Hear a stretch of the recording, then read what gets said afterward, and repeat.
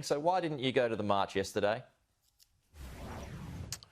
Well, I didn't go to the march because the Prime Minister offered a meeting to the leaders of that march, and they turned him down, and I think that was unfortunate.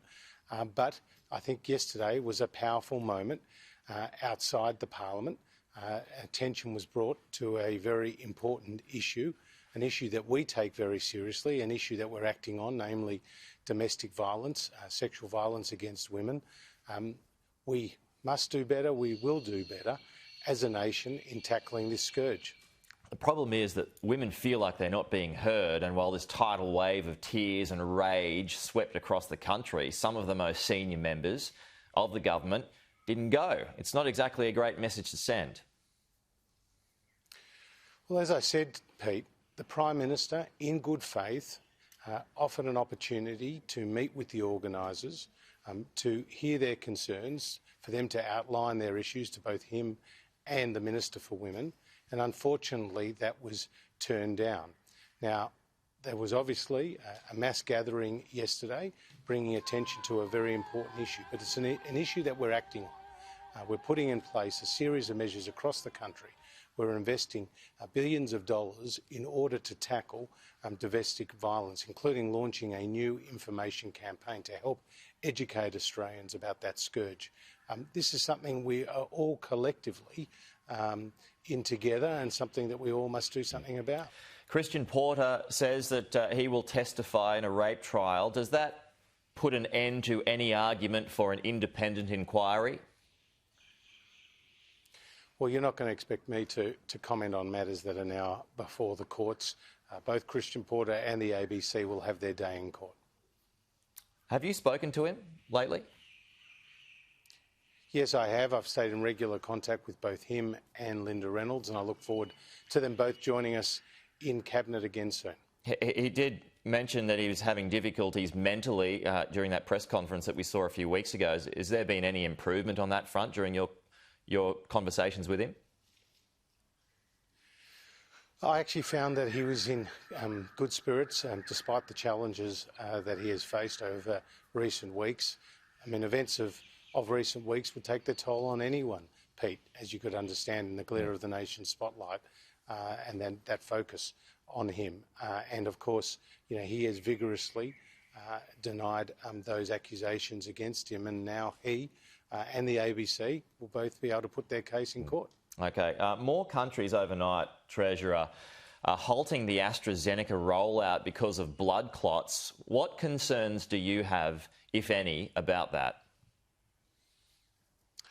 Well, yesterday, the Prime Minister, the Health Minister, the Chief Medical Officer and other senior members of the government, including myself, met with the Chief Medical Officer and heard firsthand how the vaccine rollout will continue.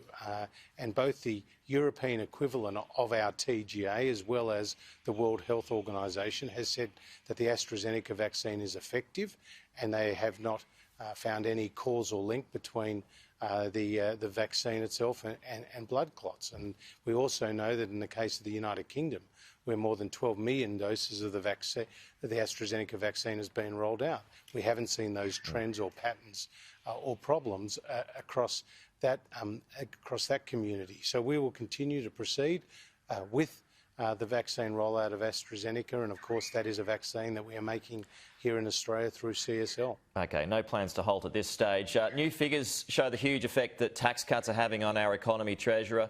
Inflation, though, is still a problem, not to mention wage growth at record lows. Is there any plan to bring forward stage 3 tax cuts?